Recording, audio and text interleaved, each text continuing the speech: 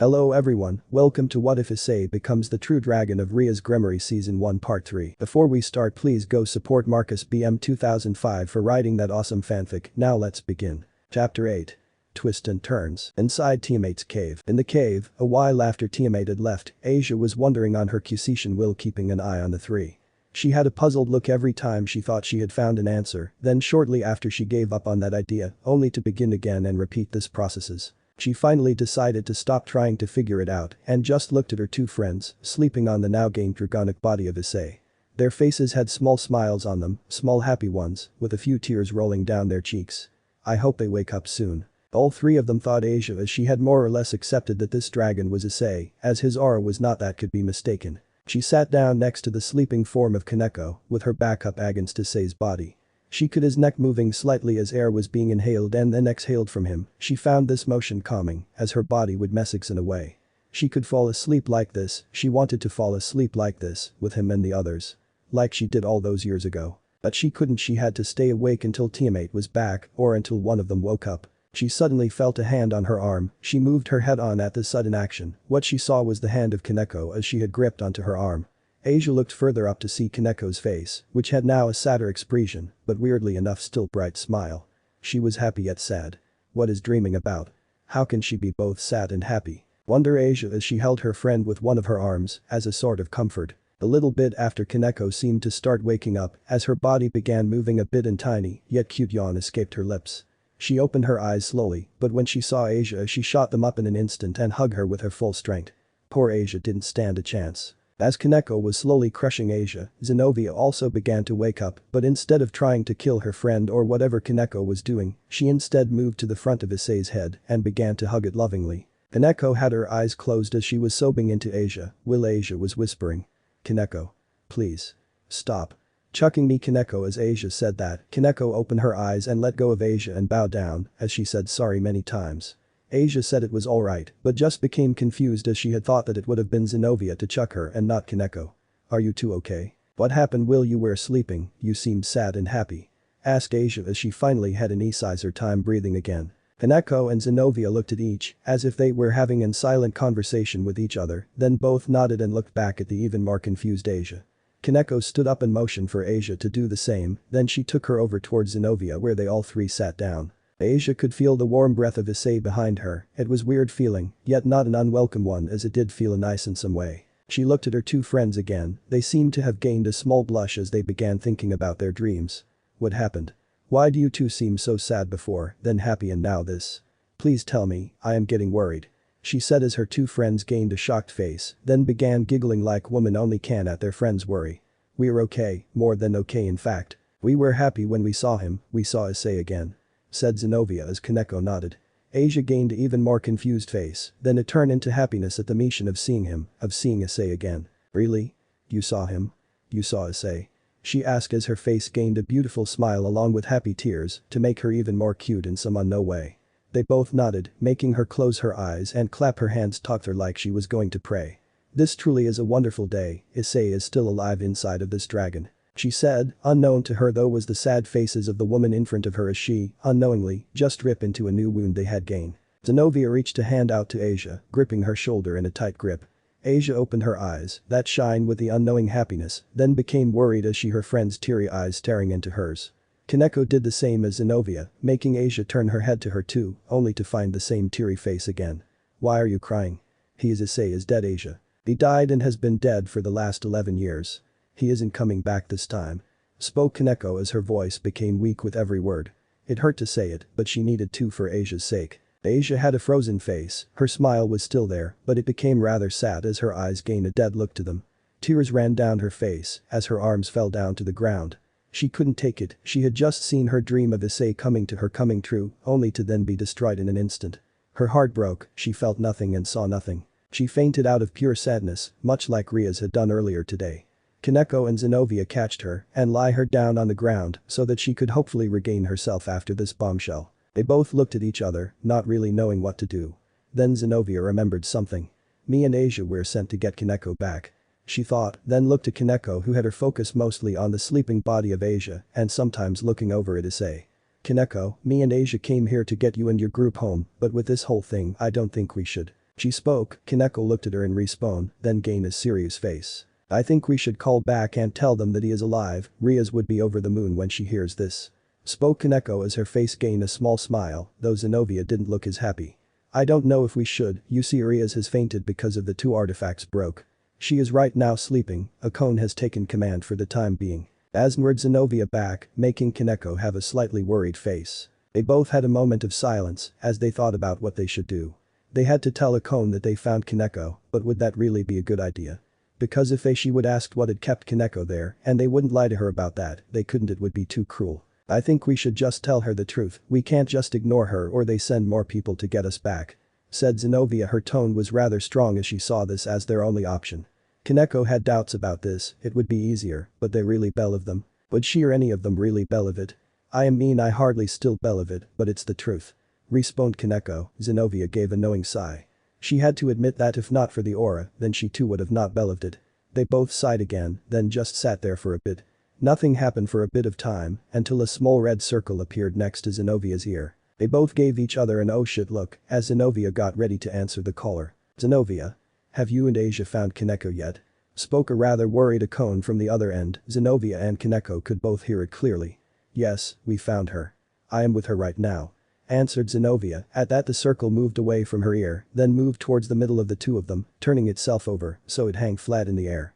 It soon after had a small figure appear from it. It was Akone, her face had her welcoming smile, yet if you looked close enough you could see the worry behind it. Ah Kaneko, we have been so worried, you know what happened to Rias earlier right? Kaneko nodded slowly as she began sweating a bit, hoping Akone wouldn't notice the gained dragon right behind her. Okay, good. Then you three should get home as fast as you can. Wait, where are you? Is this a cave? Where is Asia? She asked as she had finally noticed the area they were in. She moved around as her magical body looked around, her gaze landing on the sleeping body of Asia. She turned her head back towards the two. What happened? She asked. The two glooped as they knew they had to tell the truth. They both looked at each other as Akone looked back to the sleeping body of Asia. What the three girls didn't know though was that they had with all their talking woken up Issei. He had yet to make his pre-sneezes known though as he was just observing. He was a dragon, which have quite a weird interest in watching weaker beings talk, unaware of them being watched. Well you see. We found someone. The dragon we were sent to deal with, well he turned out to be Lady Tiamat's son, so spoke Kaneko as she was feeling the sudden pressure of Akone's gaze. She was not in the mood for word games, she wanted to know what happened and now. And what does that have to do with Asia? Did the dragon attack her? She asked with a much commanding voice. No, I fought him before they even came here. But you see he is Kaneko felt she couldn't speak as gaze of Akone became more strict with each word. He is what? What is he Kaneko? She asked as she suddenly felt a weird pressure on her, like she was being warned. What is this? She thought the two other women were unaware of this as Kaneko gathered as much courage as she could. He is the reincarnation of Issei. She had started off with a weak voice, but ended it with her yelling. Akone stood there, unsure of what she just heard. The circle closed soon after, leaving the two women confused and Issei wondering who that woman was. Wonder where that devil is going. At least she stopped threatening Kaneko and Zenovia. Wait. How do I know those names? He wondered as he looked at the two with slightly opened eye, just open enough for him to see them. He for some reason knew these two's name, he had met Kaneko early today, but how did he know Zenovia's all of a sudden? His brain began hurting as he felt, saw, heard, smelled and remembered more things that he had never seen or done. I know them, but how? These aren't my memories, these are someone else's. But why do I have them? He wondered. He saw more of them, their happiest times, their best times and even the sad times. It felt so real, he wanted to cry like he was happy about this. He wanted to hold them, even that sleeping blonde girl. He felt like he knew her too, but he didn't remember her, only those two. Why do I feel like this? Why am I seeing all of these things? Why do I feel all of these things? I feel happy, I feel scared, I feel alive. What is happening to me? He kept seeing more and more, he heard before, but felt he had. He then heard two names that hit him harder than anything else he had remembered so far. The first one was Issei Haidu, he didn't know why, but he felt happy at remembering this name. Was this the name of owner of these memories? Or is it mine? He thought as he heard it. But when he heard the second name, he went numb. That name hurt, made him happy, made him sad and so many other things all at once. Hundreds or thousands of images of this red-haired person flashed before his eyes. That name, it was special to him, but he didn't know why. Why do I feel these things? Who are these people and why do I miss them so much a bit ago? He wondered as he looked through these memories of him and these two women. As he did so he found no real answers, only more accusations, like who are these people, why do I know these things, and who is this Issei Haidu? He knew he might be able to get answers from the two women in front of him. He decided to let them know of his presences. But when he opened his eyes, there were one more woman. A tall, long raven black-haired woman with a most beautiful body, one that could almost rival his mother's. Her eyes were a shade of purple that made his body feel weak at the mere sight of them as he felt his heartbeat with joy at the sight of her. Who are these people? Why do I feel so happy to see them? He wondered as his confusion became even greater with every new feeling he felt and memory he saw. While this was happening, a cone had teleported to Kaneko, Zenobia and Asia. Her face had red circles under her eyes, along with a few lingering tears. She had cried prior to this, as she had become sad because of what Kaneko had said early. Kaneko, I know you miss him, but right now is not the time joke about such things. Rias is already she was cut off as a roar was heard from the body of sleeping dragon, only they didn't know he had been a whack for quite a while now. Akone stepped back, scared at the thought of fighting a dragon of this power. She could his aura, his power radiating off of him. Kaneko and Zenobia looked on with a worried look both, as they didn't know what was happening. Issei now stood on all fours as he stared them all down, sadness, rage and despair in his eyes, as his mind was barely able to handle any more of this. Issei calm down, everything is okay. I am here, Asia is here, Zenobia is here, Akone is here, Kaneko spoke as she raised her hands up in a non-threatening manner as she slowly walked over towards him. He meanwhile just became more confused. Akone looked shocked as she didn't understand how that dragon was her ice, but then she felt his aura, his power. It was well hidden, but at the current time of him releasing it all out in waves, she could begin feeling his aura in there. Oh my Satan, it is him. But how? She thought. Kaneko moved towards him one step at a time, Zenobia following suit a short bit after. Issei glared at the two as he felt many emotions, but he didn't feel they were his or should be his. They came closer and closer to him, he could slam his fist into them now, he was mad enough to do so, but something kept him from doing it. It was like a voice or a feeling telling him that he would only feel worse if he did so. He moved his head as high up as he could, staring them down, as he began to use his golden eyes like he had when he fought against Kaneko. It stung as his glare narrowed on them. Who are you, what have you done to me? He roared as a small flame burst out between his teeth. Kaneko and Zenobia kept walking closer to him as their eyes became more determined. Akone just looked on as she was unsure of what to do in the current situation, but what could she really do? She has never experienced something like this before. Issei began to focus more on Kaneko and Zenobia as they now stood at his feet. He could crush them right now, he could make them pay for whatever kind of spell they had put on him. But again that voice in the back of his head told him not to, as it wouldn't make this feeling go away. Kaneko and Zenobia both placed a hand on his front leg, while looking straight at him with no fear in their eyes. He was impressed, the only being he had met so far that could look at him face to face was his mother, no one else he had ever met could meet his gaze for more than a quick glance. He was still unsure of his current influx of memories and knowledge of these two, along with the blonde and black-haired women who stood at the middle of the cave. So much against his better judgment and much to the joy of this inner feeling or voice of his, he lowered the aura that he was releasing. This made Akone really as a breath she was holding in. The stinging feeling from his eyes also faded, along with the feeling of being outmatched. The two who still looked at him with no fear gave him a small smile as unspoken thank you, it made him happy. Why it made him happy, he didn't know, but it just did for unknown reasons. Akone had now regained her composure and decided to ask about the elephant dragon in the room. Kaneko, is that dragon really Issei? Kaneko turned her head back towards Akone, her smile still present. Issei too looked on pondering what she meant and also why he knew them all of sudden. He is a reincarnation of Issei. She spoke, making Akone close her eyes as she thought this over, will Issei just look at the white-haired midget like she had just grown two heads. He began lowering his head so that it was only a meter or two away from hers. What do you mean by that? He asked, his sudden voice or rather his sudden ability to speak shocking not only him, but also Kaneko. Kaneko looked at him wondering how he had gained the ability to speak, the only answer would be his memories gave him that ability. Funny thing, as Issei was thinking the same, just slightly different. You can speak now. That is wonderful, just wait till teammate hears this. She said his smile grew even more, it made Issei feel his heartbeat get faster for a quick moment. Cute, he thought. But to answer your other accusation, then yes you are the reincarnation of Issei Haidu, the former Red Dragon Emperor. And my mate that last was more like a whisper, but thanks to his dragonic sense, he heard it loud and clear. If he wasn't a red dragon, then they would have seen gained blush on him. He didn't understand why he was happy, yet he also did. This whole memory thing had begun to affect him more, even in this short time that he has had it, it seemed to have been able to take root. Then something hit, something she said which made him confused. I was the dumb red-eyed white. Then why hasn't mother killed me yet? All the women were taken by surprise by this almost childish accusation, but they, or at least Zenobia and Kaneko, remember that he was in fact only 11 years old or less. It surprised them even more that this was the first time he had acted his age. Well yes, you were the dumb red-eyed doit when you were Issei Haidu, though you were not called dumb red-eyed doit, you were called Red Dragon Emperor. Zenobia spoke as she started giggling a little at this childlike Issei. Issei only turned his head sideways as his confusion only kept growing. Kaneko reached an arm out to his snout, he moved his head closer, almost wanting to feel touch. She nuzzled him softly, earning a few growls of thanks from him. Yes, you were called that, you were also called the strongest Red Dragon Emperor and even the strongest being in this world. She said as she too giggled slightly, he turned gain an awestruck look in his eyes. He wanted no more about this awesome old self of him. He had more or less gone into total hatchling mode. Can you tell me more about him, Kaneko? He spoke in childish glee, unaware of the effect he had just caused for Kaneko, who was blushing madly at him saying his name, but not like a person you have just met, but more like an old friend.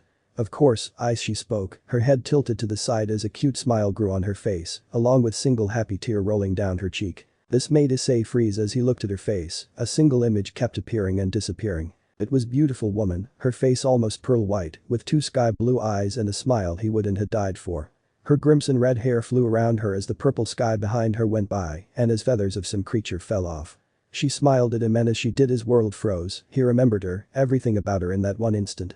His king, his master, his lover, his Rias. My Rias, my Rias, my Rias, my Rias, my Rias, my Rias, my Rias, his mind screamed, then it went silent again, he had forgotten what he was just thinking about as he then returned his focus back to Kaneko, Zenobia and Akone, telling him stories of his past self. Somewhere in the dimensional gap, 3 of the top 10 strongest beings in existence were all floating around, post-ioned in a circle of some sort, as they seemed to have convastion of some sort.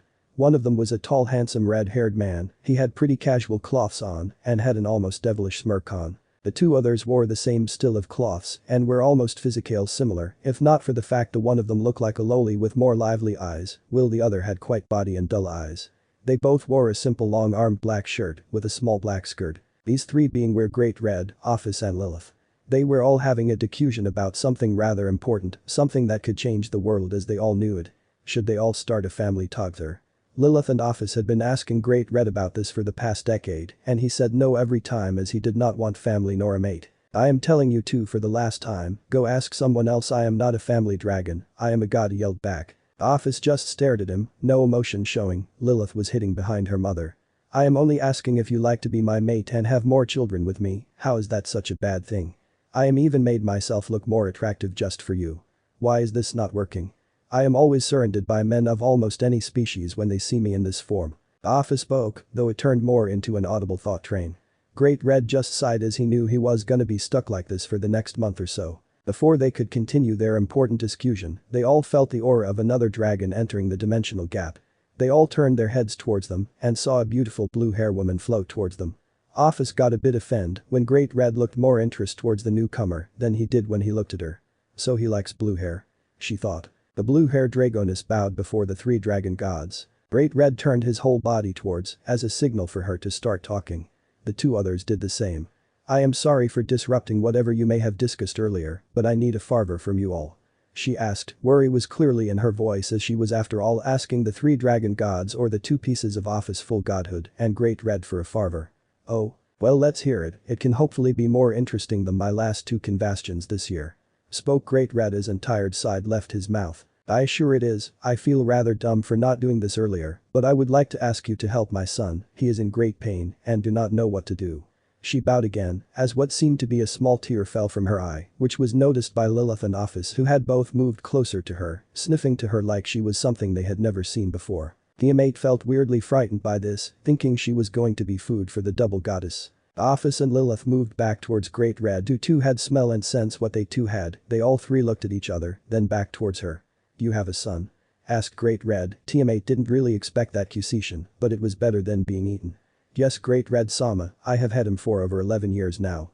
She said. Suddenly Office was up in her face, her dead eyes staring into her own chromatic ones. Why do you smell like drag? Asked Office. Chapter 9. Birthright. Dimensional gap. Tiamat had a shock reaction to Office's sudden statement. Great Red and Lilith look at Tiamat with the same accusation in mind. Tiamat didn't really know what to say, her brain had become fried at the sudden accusation from Office. I guess I can't hit it anymore, here goes, she sighed, then took in a deep breath, closed her eyes and opened them again as she breathed out. I smell Drake because his former host, Issei Haidu, is my son. She spoke, trying to keep a stray and clear eye contact to Office, who in turn to her answer just idled her head. The two other dragon gods did the same. It became painfully quiet, even for this place. Tiamat began sweating bullets thanks to the stares of the strongest beings in this universe. Isn't Drake host dead? Asked Office as she stared into the eyes of Tiamat, almost burrowing into them with how soulless they looked. Tiamat breathed a relieved sigh, then prepared to talk again. Yes, I don't know how or why, but he seemingly reincarnated as a dragon, or as Drake in some way or form. She spoke as the three gods listened with what she thought was interest. Suddenly Great Red giggled, followed by Office and Lilith, seeming to smile slightly at Tiamat. This in turn made said Dragoness very scared. As why would all three dragon gods react in this way, was it good or was it bad? Great Red moved closer to Tiamat and placed a hand on her shoulders, his face gained a small smile as his eyes gained a spark of interest. Say Tiamat, did you put seals or something on your son? His accusation confused Tiamat as she wondered how he found out. Well yes, Great Red Sama, his power was much too great when I found him, it could have ripped his body apart. I could only ever guess it was because of the power he gained from Drake, but I was never quite sure. She spoke truthfully, as she really had no idea how far or how power he really had. Interesting. I would like to meet him, which you wouldn't mind since you did come here for my help, right? Asked Great Red as he smirked slightly, he thought he was being pretty cool, it only lasted until Office hit him on the head.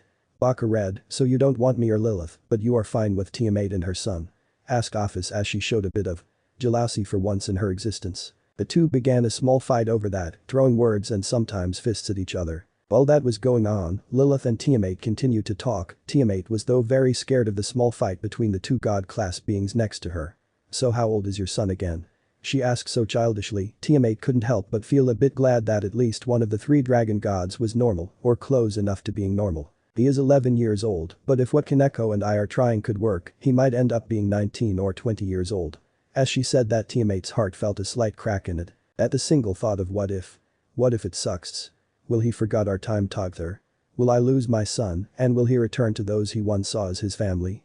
She was brought out of this train of thought by Lilith shaking her. She looked at her and saw the small glint in them. She was happy. Really? Can I play with him one day? I am only 12 years, but I have never had a friend. Mother says they would use me for my power and ruin the world. She pouted at the end of that, rather truthful and kinda sad, sentence. Tiamat giggled slightly at this childish conclusion of Office. Well, I would have to ask him, but I think he would like to. Besides, not all your friends would want you just for your power, your mother was just being a bit. I shouldn't say that last bit, he spoke Tiamat as she bent down on her nest to have perfect eye contact with the small dragoness in front of her. Lilith gained a happy smile at this hope promise of her gaining a friend. Yay, I can get a friend. So mother really is an idiot like Papa said, she celebrated. Wait, Papa? Lilith. Who is your papa? Asked a very confused Tiamat as she had always thought that Lilith was just made from Office. Lilith stopped her small party as she turned to Tiamat ready to give an answer, but was stopped by Office standing in front of her in instances. No one, she don't have a papa, understood Lilith. Office didn't show it, but her tone was serious and harsh. Lilith nodded in return. Okay mother, I am sorry. She spoke quietly. Great Red joined the three others, his body had a few bruises, the same went for Office. So anyways, we will all help you, we owe drag hosts for dealing with Trihexa, which we should have done. Spoke Office. Great Red only sighed as he had given up and did also want to meet the boy as he was unknown bugger flout in God system. I wonder, how did God systems allow him such a rare possibility? Reincarnation is a thing, but not to this level that I can sense just from Tiamat.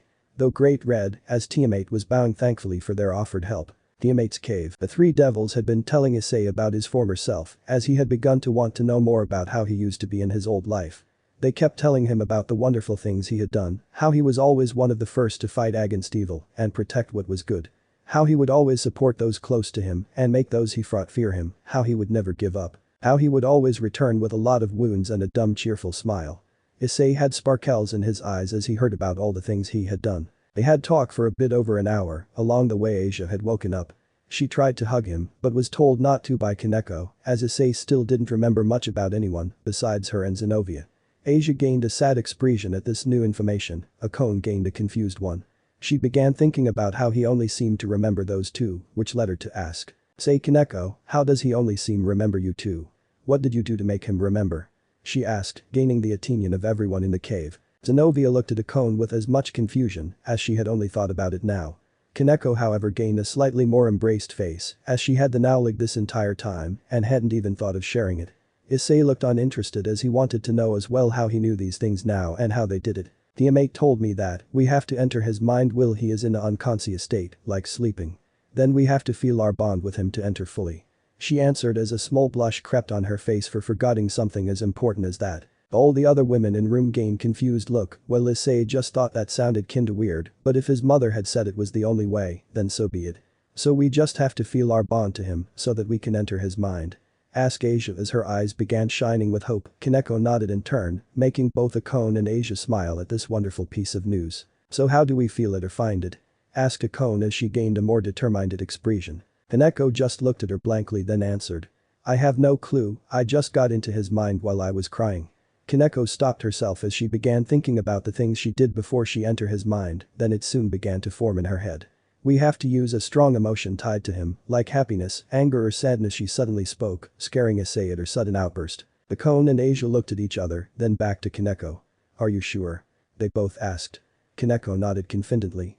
I would never lie about something like this. All the women looked towards Issei who looked at their smiling and determined faces.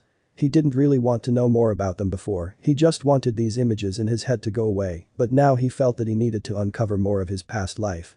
He had to do this, his mind, his heart, his spirit were all calling out to him with these words. Do it, find out about your past self. He lowered his head, along with his body. Laying down on the ground, in a comfortable post-ion. Alright, I will let you do what you must do. He spoke. Issei, thank you for doing this for us, it means everything to us. Said Akone as she and Asia walked towards him. He had a single eye open towards them, as he giggled towards them like the child he still was even if he could act very mature at times.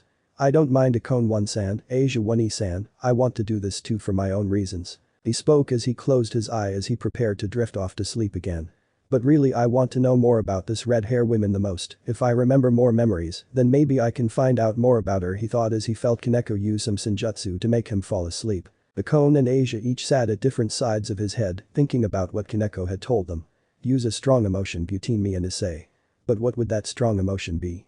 They both thought as they began thinking about all their current and past time with Issei. The happy, the pervy, the slilly, the sad, the bad and the devastating. A small tear left Asia's eye, her mind began to wander as she could feel her body becoming weak. Her mind drifting between all the times he held her and kept her safe. She fell asleep, remembering the first she met him. Akone had a kind smile on her face as she was remembering the time Issei helped her reunite with her father. It was maybe not the happiest, but it was definitely one of the most important ones, as it helped her and her father, both so much. You could never let anyone stay sad for long, could you, Highs? She thought as her mindscape suddenly changed to an all too familiar room. Her old house's living room, the floorboarding, the walls, even the furniture was all like she remembered from when she was little. She too had fallen asleep, dreaming about her past life, and maybe even one with Issei. Kaneko and Zenobia looked at the three sleeping together, they felt a bit sad that they couldn't get him fully back as the ghost of Issei had said. Zenobia looked over towards Kaneko, with a happy smile on face, making almost more beautiful than before. Did you also see him? The older version of Issei? She asked. Kaneko had a small moment of shock, then happiness at seeing his possible real face, even if it was a short moment. Yes I did, he was quite handsome wasn't he? Both women giggled a little, like they're just talking about normal couple stuff. They hadn't felt this feeling in a long time, they had talked once before about how Issei would look if he was still alive. They had never imagined that he would take after his dad, but they couldn't lie, he looked pretty handsome in that one single instance that they saw him. I wonder what they might see inside of there. What did you see? Asked Zenobia, as Kaneko again giggled at this sudden and much nicer mood. Nothing too special, I did see a pervert though. They both lauded at that, as they continued to talk more. Inside Issei's mind, Akone opened her eyes only to find herself on some rather nice and clean floor mats. She moved her arms and used to them sit herself up, once she did she started sear her surroundings until she saw something she hadn't expected to see. The room itself was a classic Japanese living room, with floor mats everywhere, a low table with one pillow on each side. It had a small side kitchen to the left, along with double doors right behind the table. The door was open letting in the golden sun rays, which made small shadows and figures dance around on the floor. But that wasn't the real thing which cut her off guard. What cut her off guard was that she could see three people sitting in the doorframe, all close to each. A man, a woman and a small girl. The two females both had long raven black hair, while the man had brown spiky hair. Akone slowly began to stand up, walking towards the scents before her. She didn't know what she was seeing. I am inside Issei's mind or in my own dream world. Who are these people and where am I? She stopped herself as she saw a picture on the wall to the right. She walked closer to it to see if her eyes weren't tricking her. As she stepped closer and closer, she started to realize that this house was not just some old classic Japanese house, but in fact her childhood home. And the picture on the wall confirmed it all for her, as it was a picture of her younger self, sitting on her late mother's lap, with her father next to them. A small tear ran down her cheek at this one memory of past bliss, before everything became so damn messy and sad. Why I'm here? And who are those people in my house? She spoke out, not receiving any answers or any kind of admission of the random people in her home. Who are you people? She asked again towards them. She could barely see their faces, as it was hidden by the sunlight. She moved closer towards them to get a better look, where the sunlight wouldn't hit them so well. She first saw the little girl's face. She looked like a small copy of herself. Is that me? Wait, does this mean that woman is? No, it can't be, or can it? She wondered as she moved even closer. But what she saw was not the face of late mother, but instead her own face. She was smiling while playing with a small girl next to her. Will the man looked on with satisfaction, or at least judging by that smile. But why am I here? Why am I here? And why do I have a daughter with someone who isn't Issei? What is this? She began crying a bit as her brain began to crumble under this weird and bitterly of her once dead lover. Why would she have a child with someone who wasn't Issei? She needed to know who this man was so that she could do something. But slow and hesitant step towards the brown-haired man, with each step beginning to bring more life to this home and family. She could hear this dream's version of her talking to her daughter about stuff and saying stuff like, when you get older, remember to find someone like your father, as they're always the most fun to tease. The cone felt slight disgust that she, even if it wasn't really her, that she could say such a thing. Stop it, Akone-chan, I would feel bad for the poor boy, and even more so if she gets your S&M traits, spoke the man. His voice cut Akone off guard as she felt she knew this voice, but who could it be? She took a deep breath and made the final step towards the man. She closed her eyes as she didn't really want to see this dream Akone's choice for a man, that wasn't Issei. She opened her eyes and almost upon sight she fell to the floor with tears in her eyes. All her anger, all her disgust, all her fright of whoever this man could vanished, as if it had never been there. It was him, it was like she always wanted it. It was Issei. His brown messy hair, his cheerful smile and those pretty honey brown eyes of his. He was with the ideal family that Akone had wished for with him. They were sitting here with their daughter, a beautiful little girl. Akone just stared at this almost fairy tale-like image of what she had dreamed of for so many years now, if he was still alive. Issei, my Issei. She spoke quietly as she reached a hand out to him to touch his face for the first time in what felt like a lifetime. She felt his warmth, his rough yet nice skin against her soft and delicate hands. Before she noticed it, the sense had changed to her sitting next to him in the doorframe, her daughter on her lap swinging her legs around giggling the whole time. She looked to her side to see Issei holding her hand on his cheek, smiling gently to her. She began to cry. She began to cry like she did when he had died, when her mother had died. She felt like that little scared girl again holding on to her mother's dead body for dear life. But this time she wasn't crying tears of sadness. This time she was crying tears of happiness. Hello Akone, been a long time hasn't it? He asked, his smile still as friendly and charming as always. She moved her daughter off her lap, then within a few seconds had her whole body on Issei's. Kissing him lovingly on the lips, tears of happiness rolling down her cheek. She was then again, without noticing it, moved to a new post-ion again. She was back where she stood before. She looked on as she saw her dream version and Issei kiss patiently with each other. It's okay, it's easy to forget yourself. She turned her head towards the voice. But instead she found that whole room had been cleared of everything. She then looked back, worried that Issei had disappeared only to find what she had feared. The whole house was empty, besides her. She closed her eyes, crying sad tears as she had just lost her paradise. It's okay mama, you can still be with papa if you want to. She opened her eyes to the sight of her daughter standing in front of her, with a key in her hand. She reached the key towards her. Akone slowly took the key, then looked back at the little girl. What do you mean that I can see papa again? The girl giggled in response to her accusation. Akone just looked stunned that she began laughing while she was already down. She then felt a hand touch her on her shoulder. She turned her head and for the second time yelled. Issei. She saw a much younger version of the one she had just kissed a moment earlier. The one she saw now had a small smile on his face as he pushed her shoulder a little, making her turn fully towards him. She wanted to kiss him, do something to him, but felt that whoever this was they would not give her anything back. So? Are you the real Issei or just another piece of my dream? She asked as she heard a small laugh leave his mouth. My, you are smart, or at least when you have been tricked once. Sorry about that earlier, but it seems your desire to be with him had too much of an effect on his mind that he made this place for you. Spoke the younger Issei, as his voice became a bit more stoic and eyes a bit more dull. I see, so what will happen now? She asked, which made Issei turn his head towards her. I now see why I was based mostly off on you, you can act much more maturely.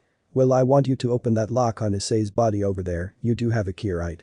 He pointed towards the door frame which led to a small clearing with lush green grass, and suddenly the body of Issei, or rather his new dragonic body. It had chains and locks all around it, not keeping him chained to the ground, but more like to himself.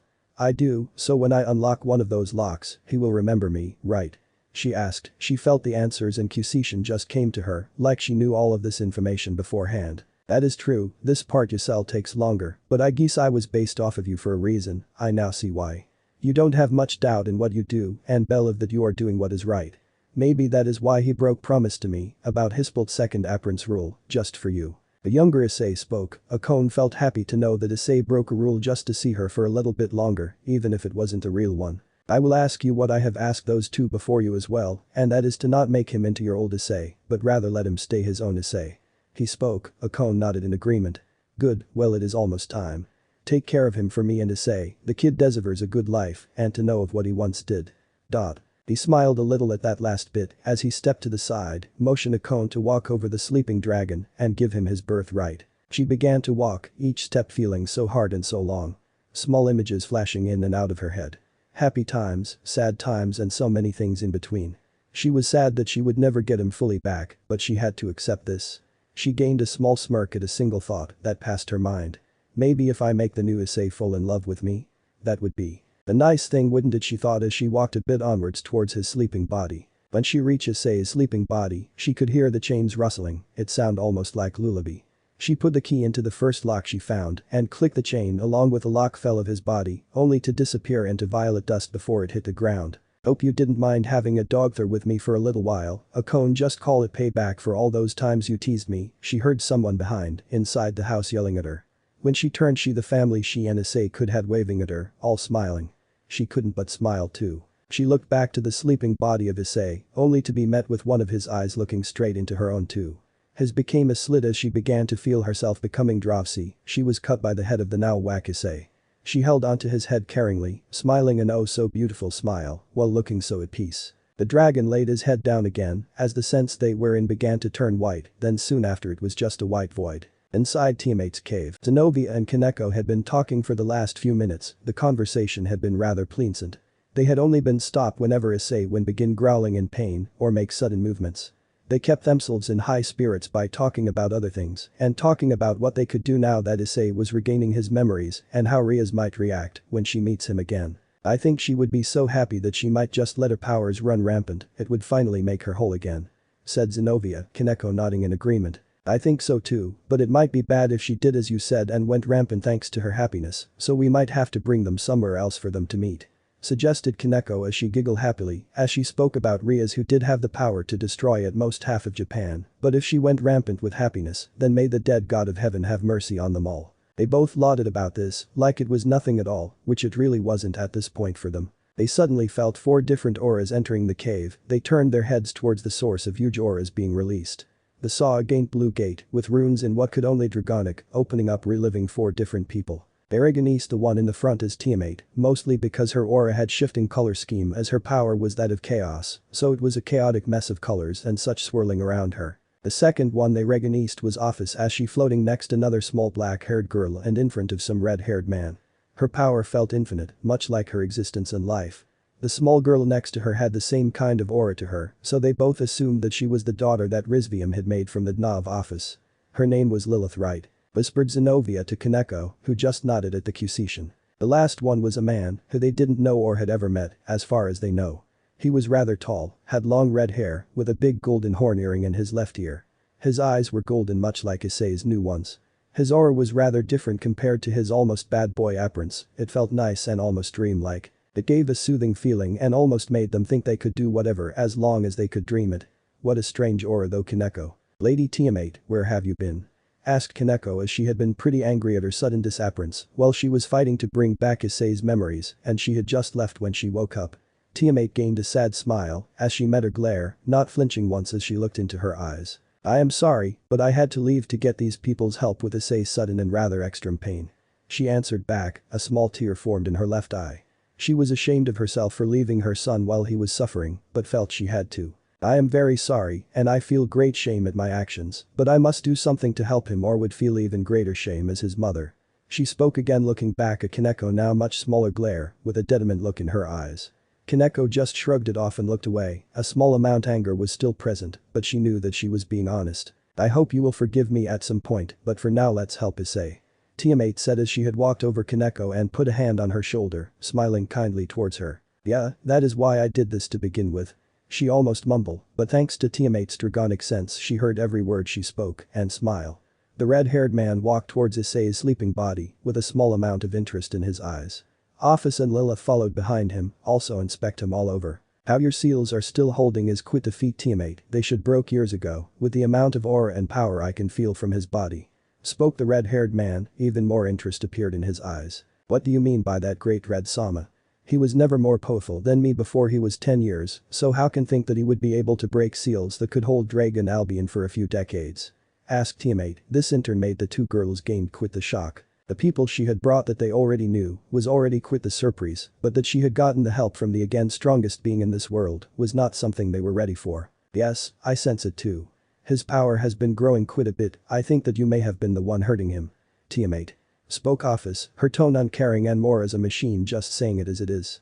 Tiamat gained a shock, then hurt face after finding out that her son was more powerful than the heavenly dragons and that the seal she had put him was hurting him without her knowing it. We would need to remove these seals, let his power and aura free so that his body can adjust to it without so much pain. Spoke Great Red as he lifted his hand over Issei's body. The small circle was formed under his hand, for a few moments nothing happened, but then when it disappeared a huge pressure was felt from Issei's body as the cave began to tremble. Kaneko and Zenobia fell on their backs by this sudden pressure, Tiamat and Lilith had a bit of trouble standing up. Office and Great Red took it like it was nothing. They both seemed to seal his powerful arrow within a dome around him and the two girls inside. Kaneko was the first to speak, utter shock on her face. What was that? She asked, making both Office and Great Red turn to her. That was Issei's real power, it's somewhere near his original power, before he killed Trihexa. Spoke Office, shocking most of the people in the cave. Kaneko sat up slowly, looking shocked at what Office had just said. Is he really that strong?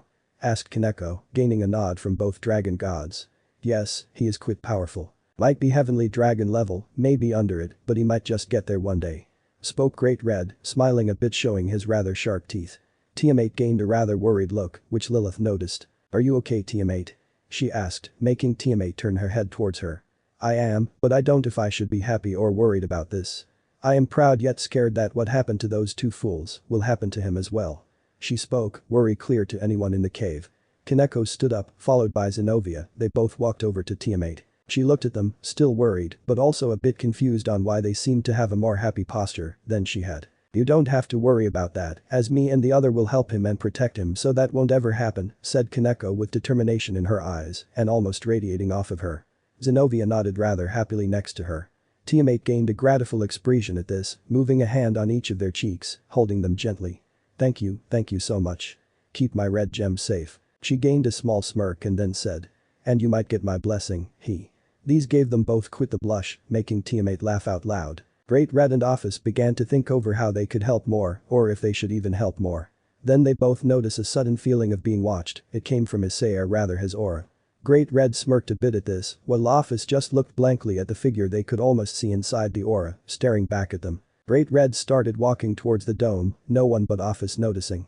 Are you gonna talk to him? She asked. Yes, why not, it would be a waste not to. He answered as he disappeared into the dome, entering Issei dreams. Chapter 10.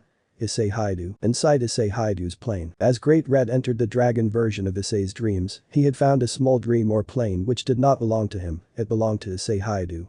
When he arrived at it, he was consumed in white light, then spat out on the sidewalk of a small town park. It had bushes all around it, with a rather elegant frontian in the middle of it. Behind said frontian sat an adult man, with long brown spiky hair and a small beard. He hadn't noticed Great Red, who began to walk towards him. As he came closer he saw another figure standing off to the side, next to Issei. It was a younger version of him, but it felt nothing like him. Great Red moved slowly closer towards the pair, though before he could hear them, the younger one vanished into the park's bush garden. The older Issei had turned his head towards Great Red, who hadn't noticed as he was still wondering about why this younger version of Issei felt so weird to him. "Hello Great Red Sama, nice to finally meet you, come sit down," spoke Issei, breaking Great Red train of thought as he had been a bit shocked to have not noticed Issei's eyes on him. He moved towards him, still wondering a bit about who that person was. When he was at the other end of bench away from Issei, he stopped and sat down on the rather nice stone bench. He turned his head towards Issei, who was smiling towards him with a rather friendly smile. "Nice to meet you too, Haidu-san. It is an honor to meet you." Great Red spoke as he did a small bow with his head, showing Issei the respect he felt he deserved.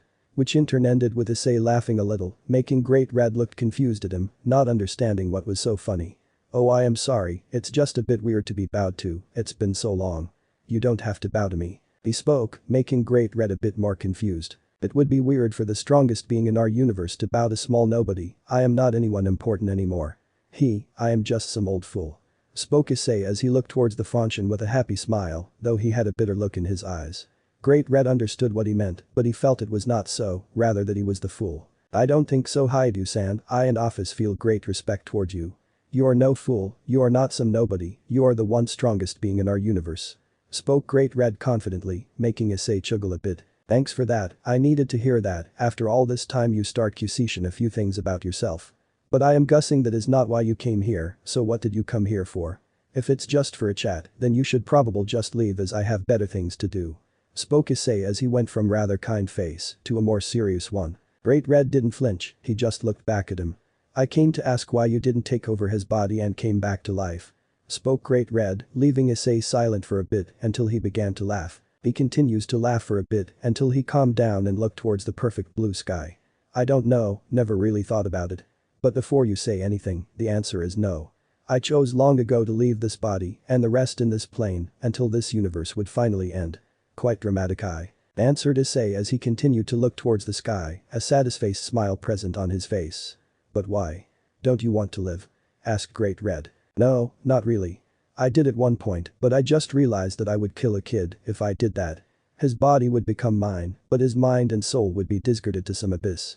I would never be able to live with myself if I did that," answered Issei, with a grim smile and shameful eyes as he had at one point wanted to do that, consequence be damned. "I see, so once this plan of yours is done, you truly die?" asked Great Red, though Issei just shook his head. "No, not really, but I just won't live in this plane of existence anymore. I might be sent to heaven for all I know, maybe the abyss or inside some random god's plane. Or maybe I just become a god of my own little plane. Who knows?" answered Issei, leaving Great Red a bit stunned at his rather deep thinking and his rather detailed thought processes. This though give Great Red an idea. "What if you became a part of the eternal dream?" asked Great Red, receiving a shock expression from Issei. "Maybe, but could you even do that, Great Red-san?" asked Issei, intrigued and hopeful that he might be able to live his life or something like that through Great Red's domain.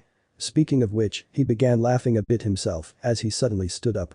"I am the dragon god of dreams, I can do impossible, as that is my dream and will. I will give you access to my plane, or rather to the plane of dreams," he declared proudly, smiling proudly as he did. Issei smiled happy, but then it vanished into a saddened one. "I would love to, but I feel I would only prolong my and the others' suffering if I did this. I think instead you just kill me. When I have meet Rias, I would like you to take me from this plane and into the eternal dream of my own design," he said as tears ran down his face. Great Red didn't understand at first, but then understood it. "I see, if you're just free spirit in there you would one day not be able to hold back and visit their dreams?" asked Great Red, an understanding smile appearing on his face. Issei only nodded to this. "So instead you want me to put you in an eternally dream where you will never realize that you are dead? So that you can be with those loved ones of yours?" he asked, Issei nodding again. Great Red sighed, then sat down again. "I see, I will do it. See it as my thanks to you for doing what I should have done," he said. "Thank you Great Red Sama." Suddenly Issei gains a small smile as something tells that he has to leave. He stands up and walks towards the end of the park. Great Red stands up as well, re-arching towards him. "Where are you going?" he asked. Issei turned towards him, his smile much brighter than before. "I am going to see my Asia, you can stay if you want to, but I don't think we have much more to discuss, not until, you know." He spoke as his smile faded for a second, but returned again. "I understand, until then Issei Haidu, goodbye," he said as he felt himself leaving Issei's plane. Feeling himself leaving the dome he created and returning to the real world. Inside Issei's mind, with Asia. Asia found herself in a familiar room, on a familiar bed. It had porn mags on the floor, posters of nearly nude women on the walls. But even though it had those things, she couldn't help but feel comfortable in here, as this was Issei's old room. She was lying next to said person, but he was not awake, nor the one she saw dead for their sake. This was Issei before his fight against Rias for Ria's freedom. He still had a few burn marks, but he was breathing normally. She didn't know why she was here, but she didn't care enough as she could hold on to her Issei. She felt his breathing, his warmth. His smell was also soothing for her, but what she was mostly happy about was that his left arm hugged her into him. She felt so happy, it had been so long since she felt his touch, his warmth, his everything. She could almost cry, that was how happy she was. The door opened slowly, but she didn't notice as she was in her own little world. Out from the door came another Issei, his appearance much like the one he had when he died. He stood there in a white robe, looking at her as she was at peace for the time being. He coughed into his hand, making her finally notice him.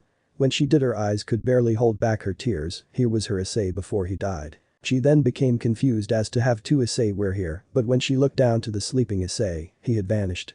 Sorry Asia, but he was only a memory, nothing more.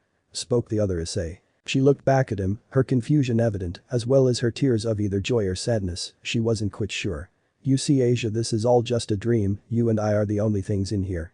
He explained as he walked closer to her, while she just sat on the bed, still confused. Then why did it feel so real? When I held Issei. She asked as her voice croaked a bit, her tears rolling down in much greater force. Issei reached his arms towards her and held her in a tight hug. It's okay Asia, it feels real because you want it to be real, but sadly this is not dream anymore or ever was. It's only a memory, my dear Asia. He cupped her face bringing up so that she could see into his eyes. Asia leaned forward, thinking that maybe he was the real one. She kissed him on the lips, enjoying the sensation of kissing him again after so long. Though she noticed he wasn't kissing back, making her move back with a worried face, thinking she had done something wrong. It's okay Asia, I don't mind. But you must understand that I am not Issei Haidu, I am only a spirit or a guide. But trust me, he would have kissed you if he had the chance. He said. Asia's eyes began forming tears of sadness and happiness at these words. While she was crying Issei decided to pick her up, carrying her bridal style out of his room. Asia almost wanted leaped out of his arms, but she felt that she should just let him take her to where he was going. He carried her into the halls of the remodeled house, down the stairs into the living room. She saw her adopted parents sitting there with their son talking, but she couldn't what they were talking about. It's only a memory Asia, besides this one is not for you to see, it's for him. He pointed with his finger towards one of the large windows, where she could see Dragon Issei lying down and looking in on their conversation. How's he here? She asked, not that she wasn't happy, but just confused. He has been everyone's dreams, but this time he is looking through his memories himself, he can't see us. He answered as they moved towards the front door, opening it and going outside. But they weren't outside the Haidu mansion anymore, but rather in the old abandoned church in front of a row of destroyed pews. Asia recognized this place within seconds of being there, but something was different this time. There was a small red-haired boy with scarly parts across his face and a small tail that was lying on the pew that she should have been lying on. Who is that? Asked Asia confused as to why this person, who she has never seen before was lying on her deathbed. Issei sat her down so that she could around herself. I see, it seems like Issei has gained some sort of human form, interesting. Spoke Issei, as turned towards Asia, her face held confusion, but it then turned to shock. He looks just like he did in those old photos of him and Arena. She said. Oh really? I would have never guessed he chose this form. Oh well, Asia take this. He said as Asia turned towards him. He held out his hand and as he opened it a small key fell out, landing in her open ones. She looked at him confused, he motioned her with his eyes to look back at the boy, where she now saw 2 chains and 2 locks on him. I am sorry to say this, but this will be goodbye forever. Once you unlock one of those locks, then he will be the new Issei. He said. Asia wanted to cry, but she tried her best to hold it back. She felt his hand on her back, pushing her gently towards the kid version of Issei. She began walking towards him, feeling her legs to be rather light almost like she could run. No, she wanted to run to him. As she began running from the church door, memories flushed her mind. Happy tears fell down her cheeks at every one of them. When she reached him, she sat down on her knees, holding one of his small hands in her own. She put the key at one of the locks and then as it turned click one of the chains fell of him, but soon after disappeared in a green glow, much like her twilight healing own glow. She suddenly felt a hand on her back, she turned to see a different man. He looked very much like her adopted father, but she then saw his spiky hair. Issei. Is that you? She spoke weakly. As she reached an arm out to her. He held it, smiling towards her with that all too familiar smile. Hello Asia, sorry I couldn't come earlier. Had to do something important, I am sorry, but I have to go again already. I love you, I will always. Take care of the kid for me, okay? He asked, gaining not only a nod, but also happy tears. He vanished as he smiled even breather at her. She looked a bit longer at he had stood, only seconds before. She turned back to the sleeping form of Issei, only to be greeted with his golden eyes looking at her, almost piercing her. She placed a hand on his cheek, which he slowly learned into, closing his eyes. He put up his own hand holding hers. The church began to be consumed in white light, but before they were both consumed in it too, Issei said something. Asian-san, I remember you. He spoke softly as he hugged her, not seeing her teary eyes. She smiled as she held him tightly. They both vanished into the white light. As Asia and Issei both began to wake up, Lucifer Vali's mansion. Vali, Kuroka and Albion had been searching, for the last 3 hours straight, for the brief angry signature of Issei that Albion had felt. Though they hadn't had much luck with this, as it proved to be much harder to search for an aura that you hadn't felt in over a decade. Which led to the current discussion about if Albion maybe might have just sensed Drake's new host. Are you sure? Hardly any of us in this rumor city can even remember what his aura felt like, yelled Kuroka, tired and frustrated. She had hoped to make her sister happy again with this, but right, she wasn't so sure anymore. I am speaking the truth, I would never lie about this. I felt him, if only for a brief second, but he is out there, I just know it, yelled Albion back. Vali was taken a little aback by this, the same for Kuroka. Neither had ever heard Albion yelled with so much concern in his voice before, not even about Vali. Albion, I believe you, but I think we must take a break for now and think up a better plan than this. Said Vali as he stood up, feeling his legs almost give out thanks to the non-stop use of magic and his scared gear. Albion sighed out loud, as he knew they were right, this wasn't getting them anywhere, and they needed a break. Fine, but I will keep searching, so just bear with me on that. He said as he deactivated the wings, but Vali could still him as he was using small amounts of his magic to search for Issei. Let's go, Kuroka, I am sure your sister should be back by now anyways. Vali said as he walked carefully towards the door leading out of the room and into the living room. Kuroka only nodded as she put one of his arms over her shoulders and helped him walk to the living room. As they passed the couch where Biku sat and was watching something, they got a few laughs from him as he saw them. Oh, those the big scary white dragon emperor need a little kittie's help to walk. Haha, he laughed as loud as he could, getting a small death glare from Kuroka, while Vali just ignored him and kept going. As they reached the kitchen, sitting down and trying to relax, they were suddenly approached by Arthur. So how did it go? He asked, his face showing no emotion, but his voice held a bit of curiosity to it. Vali just sighed before he turned his head towards. We didn't find anything, it's like he was there for just a second and the puff, he was gone again. I am starting to think Albion has gone senile or something. Vali sighed again, as a small headache began thanks to the senile dragon emperor, Albion, yelling about him still being young and stuff like that. I see, well then I think you might like to know that Albion might not have been as senile as you think. Said Arthur, a small smirk present. Before Albion could complain about how people no longer had respect for dragons, Vali stopped him by asking. What do you mean by that?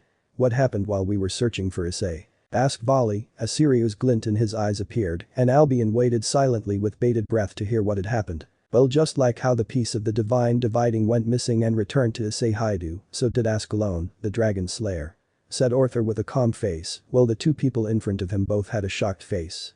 Suddenly Albion's white slivery wings appeared, as a booming laughter could be heard through the whole mansion. I knew it, I told you he was alive, those pieces would never go missing or be returned otherwise, roared Albion with glee, as in the background some small plate and cups fell onto the ground, broke thanks to Albion's sudden pop-up. Are you serious?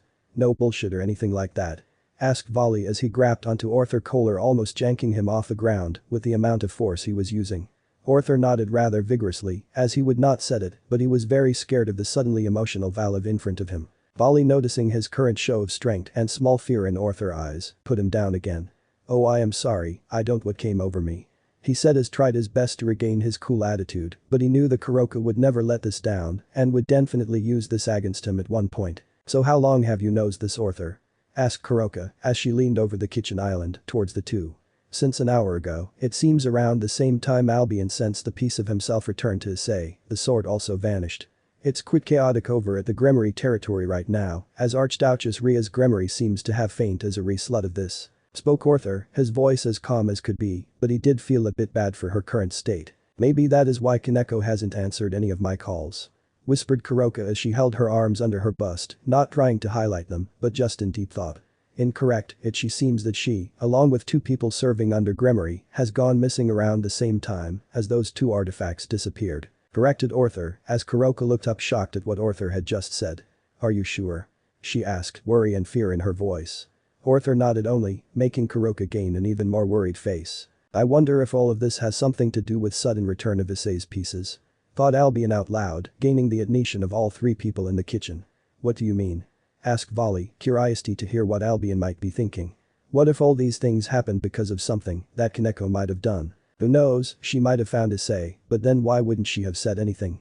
Albion continued with this train of thought as the others jumped off at the she might have found Issei part, as that was the most important thing. Volley and Arthur looked over Kuroka, who looked at them wondering why they suddenly looked at her. Kuroka do happen to know what Kaneko was supposed to do today? Any missions, plans or meetups? Asked Volley. This intern made Kuroka remember about a small conversation she had had with Kaneko about some mission she was going to do today. Yes, she told me she was going to do something for the familiar masters, something about a familiar being overly aggressive or something like that.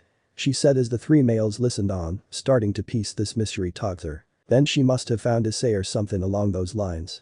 Hurry, we must give this information to Surziches and go look for her in the familiar forest, said Kuroka, as she had gone into overprotective big sister mode. She had one goal, and that was to find her sister, and now they at least had a place to start. All the males went into action, Arthur calling his sister to bring Surziches the newfound information and come to the Lucifer mansion as fast as he can. While he was doing that, Volley was preparing a magic circle to go to the familiar forest. A few minutes after most of Team Volley, Kuroka, Arthur, Biku and Volley, along with Surziches and Grafia, stood on the magic circle, ready to travel to the familiar forest.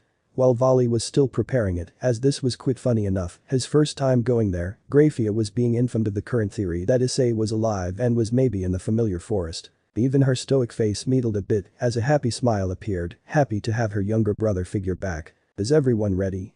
We don't know what we might see or meet there, but our current goal is to find Kaneko, along with the two other servants of Rias and hopefully Issei Haidu as well. Said Volley as everyone nodded, he nodded back as he activated the circle. It began to shine a whitish light, consuming them all. As it vanished, the room they had all stood in a moment before was now empty, until a blonde hair witch suddenly appeared where they stood.